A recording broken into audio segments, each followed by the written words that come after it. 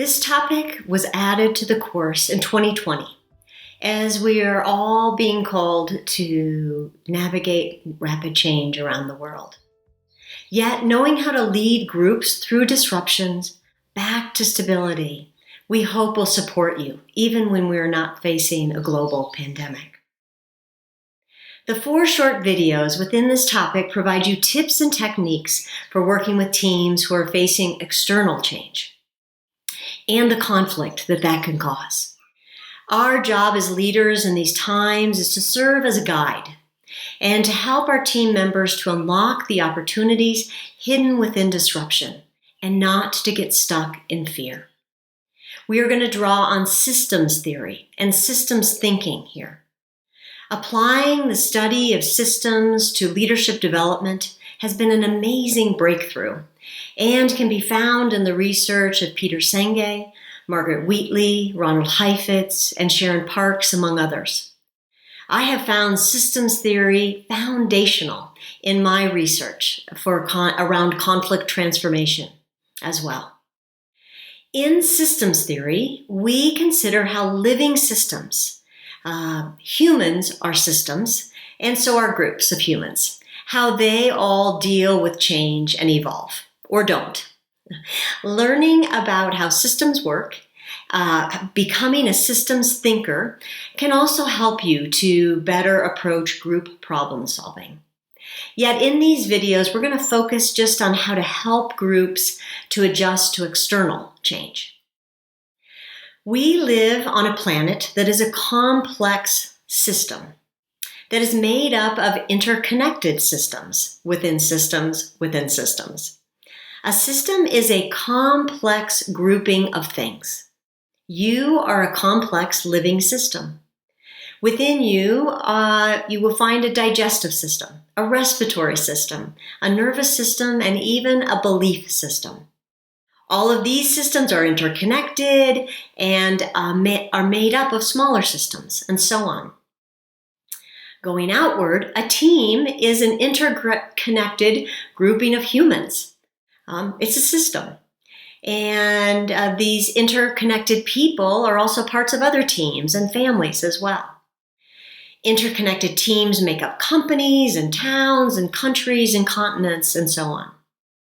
The good news for us is that systems respond in a similar way to change. And simply, when external change comes and disrupts a system, it goes through 4 stages to adapt to change. But there is a risk of the system getting stuck in one of those 4 stages and refusing to adapt. Our work as leaders is to help the system, of which we are a part, to gather information about the disruption, to integrate it, and to evolve. Every living system goes through 4 stages when adapting to change. First, the system is disrupted when change comes, like the news of a pandemic or of a financial crisis, for example.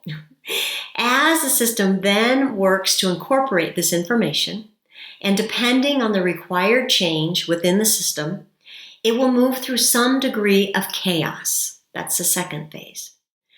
As the system incorporates the new information, it adapts or evolves, and eventually will come back to homeostasis or stability.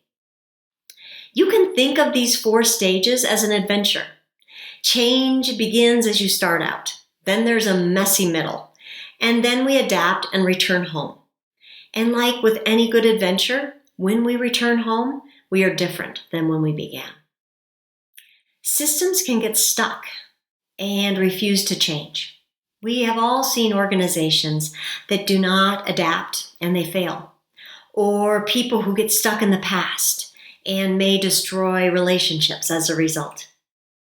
The good news is there are methods to both identify what stage a person or a group is in and techniques for each stage that we can use to move through.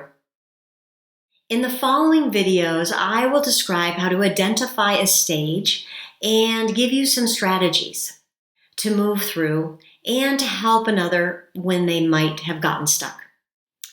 When leading through the rapid change adventure, it is great to consider what a good hiking guide would do.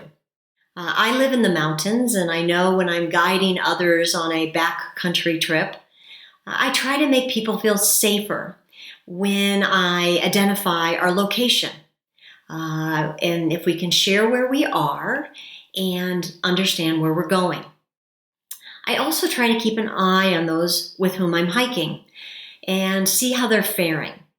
How is the pace of change? What might others need at the beginning or when things get rough? You too can act as a guide through change by identifying the stage that a group is in, keeping an eye on the individuals, and helping them to stay in a learning or evolving mode.